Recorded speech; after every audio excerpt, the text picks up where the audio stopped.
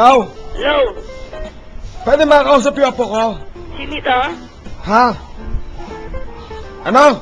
Hello? Sino ito? Si Mang Ramon.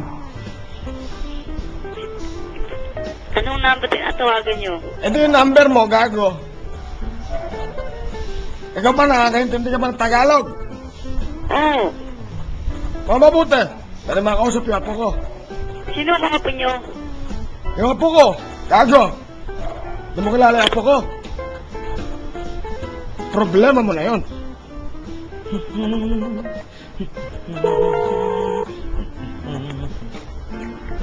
Hello?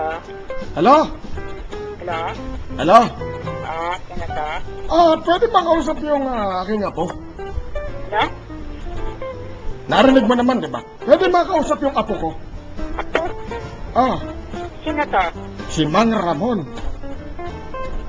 Anong number ka ba? Ano ang? Ano number mo? Anong hanap mo? Number ko o yung hinahanap ko? Ano nga? Malabo kang kausap. Ano ba tinatanong mo? Yung phone number na tinatawagan ko? O yung phone number ko? Yung phone number na tinatawagan mo. Yung phone number na tinatawagan ko, ito yung phone number mo.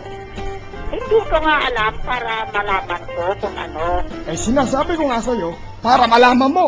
Engot! Sino ang apo mo? Ano pangalan? Gusto mo siyang makilala? Hinahanap ko nga siya. Paano ko pakikilala sa'yo? Hinahanap ko nga. Ay, kung baka wrong number ka. Niloloko mo ba ako? Hindi ako nagluloko. Hindi ka nagloloko. Hindi. Nasaan ang apo ko? Ano pangalan? Jograd. Ay, walang Jogra dito. Meron. Hindi mo lang sinasabi sa akin. Hindi, uy.